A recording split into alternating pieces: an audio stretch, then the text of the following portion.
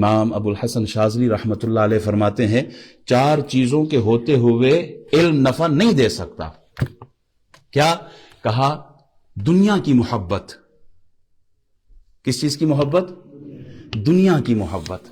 آج عہدہ ملے گا، طاہر اشرفی جیسے ہمیں جو ایک حکومت آتی ہے تو اس کے ساتھ لگ جاتے ہیں، جب وہ حکومت جاتی ہے دوسری آتی تو اس کے ساتھ لگ جاتے ہیں. یہ وہ آلو ہے جو ہر سبزی میں پک جاتا ہے. یہ دنیا کی محبت ہے، سیٹ کی محبت ہے. اور پھر دوسری چیز فرمایا آخرت کو جو فراموش کر دے، آخرت کو بھلا دے.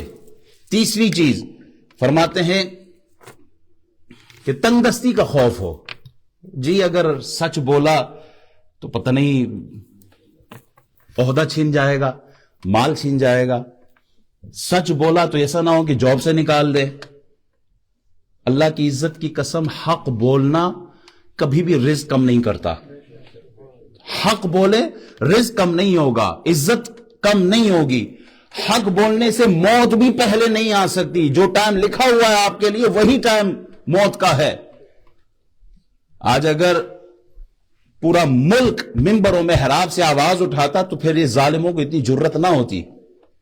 اور چوتھی چیز جو امام ابو الحسن شاذلی فرماتے ہیں وہ یہ ہے کہ لوگوں کے ڈر کی وجہ سے، ملامت کرنے والوں کی وجہ سے حق بات نہ کرنا، ڈر جانا کہ لوگ کیا کہیں گے.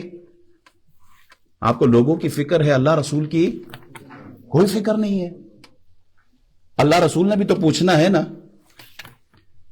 تم نے 10,000 پر ان دنیا دار حکمرانوں کے ساتھ سودا کر لیا، کاش تم نے اپنا سودا در رسول سے کیا ہوتا، در مصطفیٰ پر بک جاتے. شان کے سودے میں خسارے نہیں ہوتے. تم در مصطفیٰ پر بک کر دیکھو تو صحیح، اللہ تمہیں انمول کرے گا یا نہ کرے، یہ زمانہ دکھائے گا تمہیں. جن لوگوں نے اپنی بولی در مصطفیٰ پہ لگائی ہے، آسمان کے ستاروں کی طرح وہ لوگ چمک رہے ہیں آج.